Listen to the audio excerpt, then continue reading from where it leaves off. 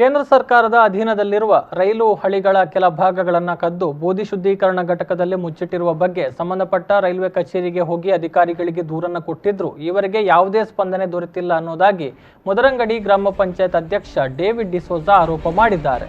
UPCL ಕಂಪನಿಯ ಬೂದಿಯಿಂದ ಮಣ್ಣು ಬೇರ್ಪಡಿಸುವಂತಹ ಘಟಕವನ್ನು ನಮ್ಮ ಗ್ರಾಮ ಪಂಚಾಯತ್ ವ್ಯಾಪ್ತಿಯ ಸಾಂತೂರಿನಲ್ಲಿ ಬಿಜು ಎಂಬಾತ ನಡೆಸ್ತಾ ಇದ್ದು, ಆ ಘಟಕದ ಒಳಭಾಗದಲ್ಲಿ ರೈಲ್ವೆ ಹಳಿಗಳನ್ನು ಶೇಖರಣೆ ಮಾಡಿ ಅದು ಕಾಣದೇ ಇರೋದಕ್ಕೆ ಅಂತ ಅದನ್ನು ಉಕ್ಕಿನ ಶೀಟುಗಳಿಂದ ಮುಚ್ಚಿಡಲಾಗಿದೆ.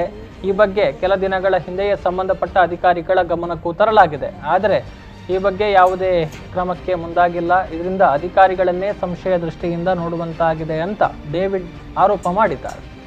ಮುದರಂಗಡಿ ಗ್ರಾಮ ಪಂಚಾಯತ್ ಅಧ್ಯಕ್ಷರು, ಇಲ್ಲಿ ನಾವು ಆ್ಯಶ್ ಪಾಂಡಲ್ಲಿ ರೈಲ್ವೆ ಟ್ರ್ಯಾಕನ್ನು ಇಲ್ಲಿ ಜಮಾ ಹಾಕಿದ್ದಾರೆ.